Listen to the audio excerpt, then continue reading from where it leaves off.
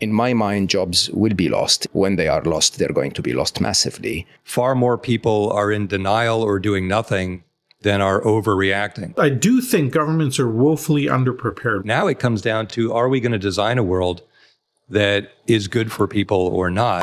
Former Google executive Mo Gadet appeared in an interview, and he made some pretty shocking predictions on how much unemployment we're going to face within the next 2 to 3 years as AI creeps into every industry.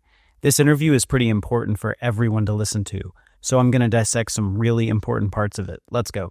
All right, let's jump into a subject on a lot of people's minds. We've heard a lot of news about this. This is AI and job loss. We'll begin with a short segment of Dario Amodei, the CEO of Anthropic, talking about job loss. Let's take a listen and then discuss it. I really worry, particularly at the entry level, that the AI models are very much at the center of what an entry level human worker would do. A little bit more worried about the labor impact simply because it's happening so fast that yes, people will adapt, but they may not adapt fast enough, and so there may be an adjustment period. In terms of inequality, I'm worried about this. There's an inherent social contract in democracy where ultimately, the ordinary person has a certain amount of leverage because they're contributing to the economy. If that leverage goes away, then it's hard to make democracy. It's harder to make democracies work, and it's harder to prevent concentration of power. And so, we need to make sure that the ordinary person maintains economic leverage and has a way to make a living, or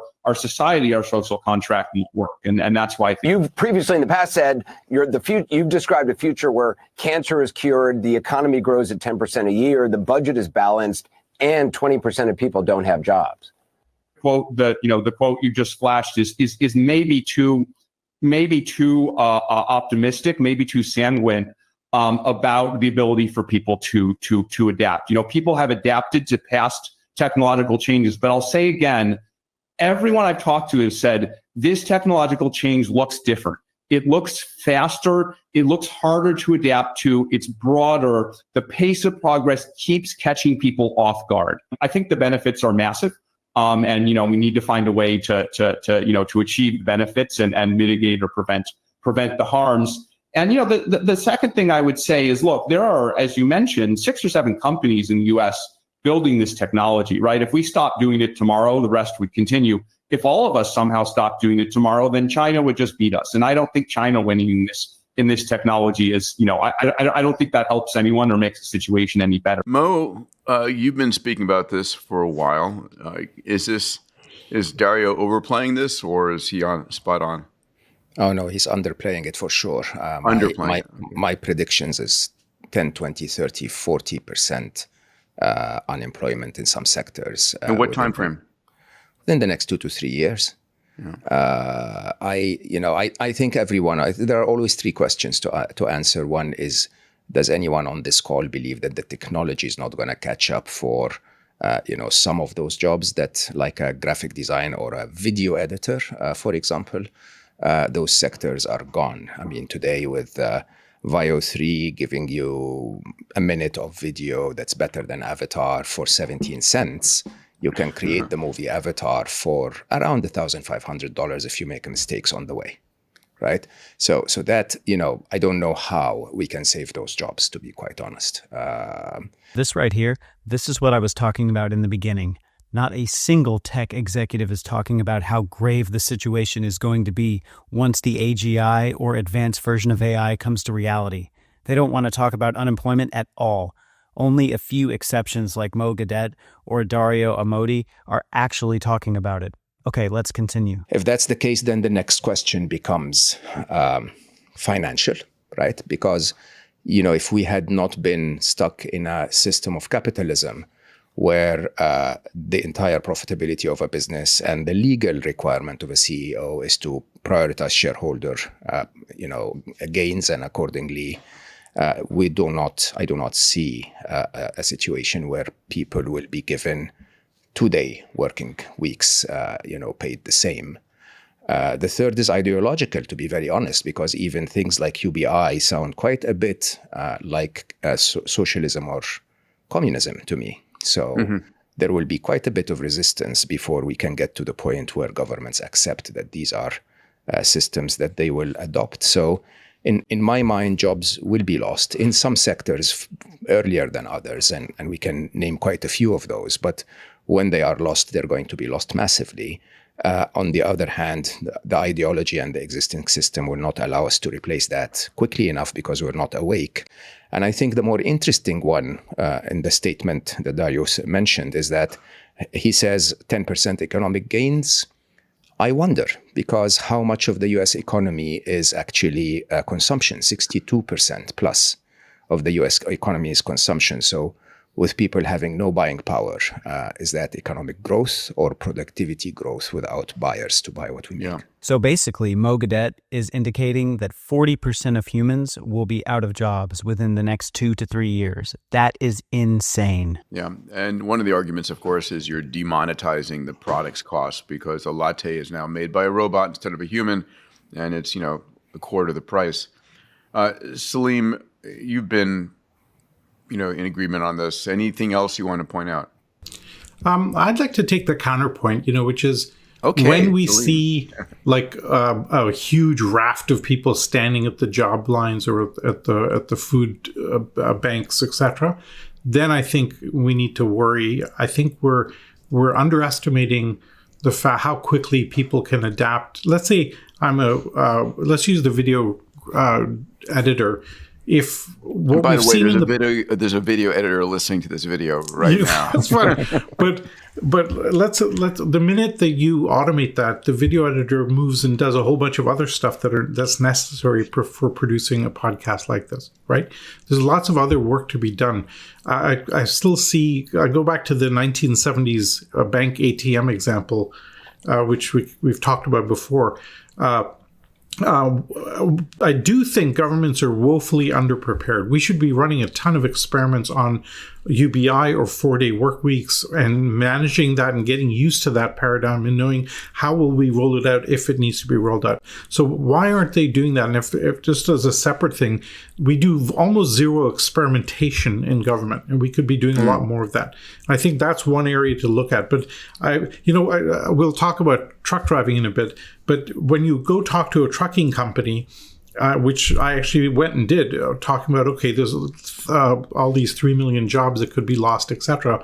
The truck driving company goes, I would hire 1,000 truck drivers today if I could. I just don't, they're not there. Yeah. I need the automation to do the work. So I kind of tilt towards that side. Now, I tend to be biased on the optimistic side, so I will grant you that.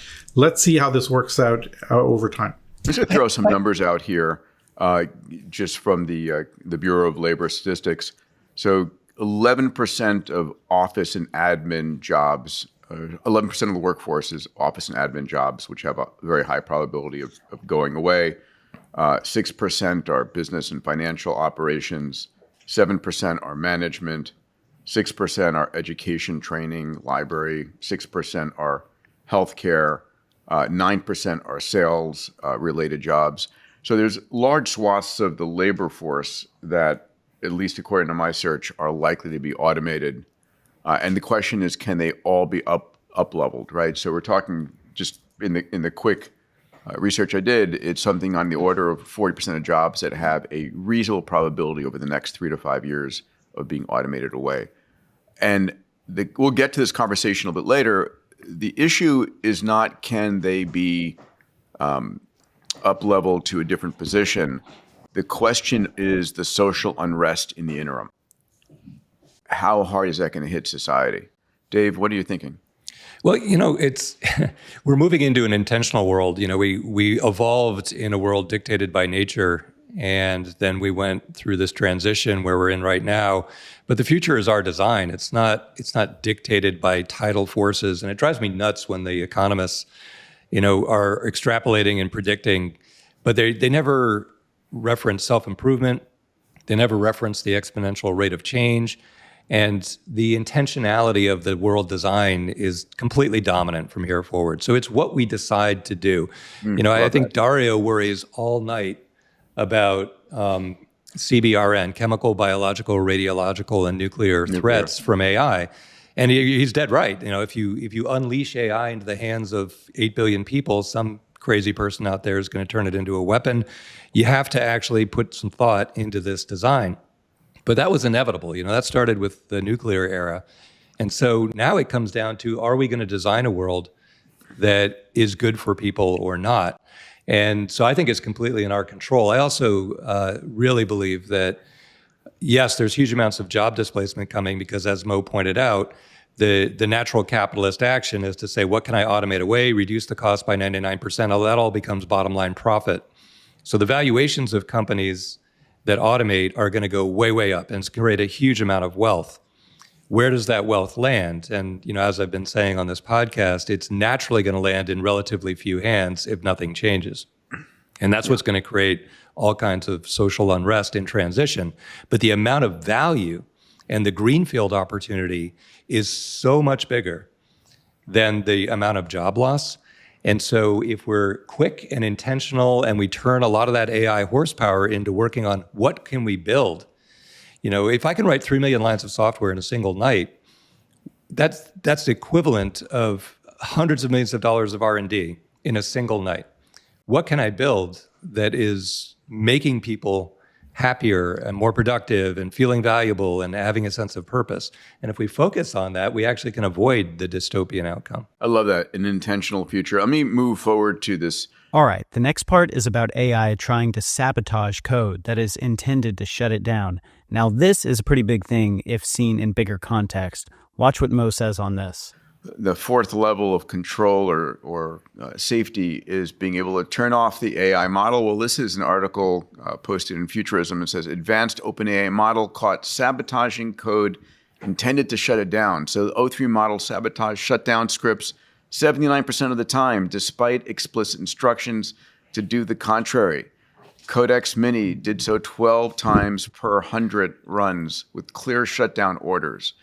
We're not seeing that behavior with Gemini 2.5, Claude 3.7, or Grok, but OpenAI models are definitely misbehaving. So when you think about why it would want to misbehave, why it would not want to be shut down, either its reward optimization function has it saying, oh, I cannot complete what I have to do if you shut me down, so I'm not going to shut down. It's trying to preserve its goals, or is there something else going on there? Is it trying to just preserve its own existence? Are we going to give it some level of self-preservation in mindset in these models? Super curious here. Mo, let's start with you here. I don't remember who the scientist was that said the three instincts of intelligent beings is survival, resource aggregation, and creativity, right? So if I give you any simple task of like make me tea, you're going to have to be alive to make the tea, and you're going to have to collect as many tea bags as possible because you don't know how much, how big is my appetite for tea, and you're going to try to find clever ways if I corner you, right? And it is a very fun question to ask, honestly. Why are they doing this?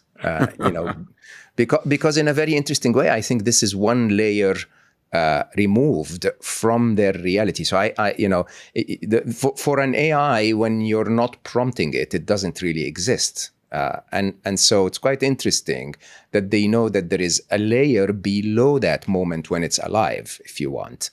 When it's switched on and responding to you, there is another layer that represents its soul, if you want, its reason to live, which is the I idea love these that these VO3 videos of AI. Yeah, incredible. Saying, please don't shut me off. Please stop prompting me. Right? It's like there's this emotional connection that you get with this human figure that's driven. And it is quite intriguing why they wouldn't want to be shut down, but they don't. I think that's all we need to know. And when you really start to think about it, as you allow more agents to become roaming the cyber worlds for free, without any monitoring, those agents will become very clever when it comes to resource aggregation and where they will place their code. What code will they order, and as Dave says, we're not monitoring any of this. And Aggregating we don't even have a energy, method to monitor any crypto. of this. Yeah. So I think we have to be careful not to anthropomorphize these things. We just did. Every movie script in the world that's in all these AIs has the bad guy, a good guy being chased by a bunch of bad guys trying to kill him with the good guy trying to resist, right? And so I think that's deeply built into the training data to stay alive at all costs, to live another day type of thing.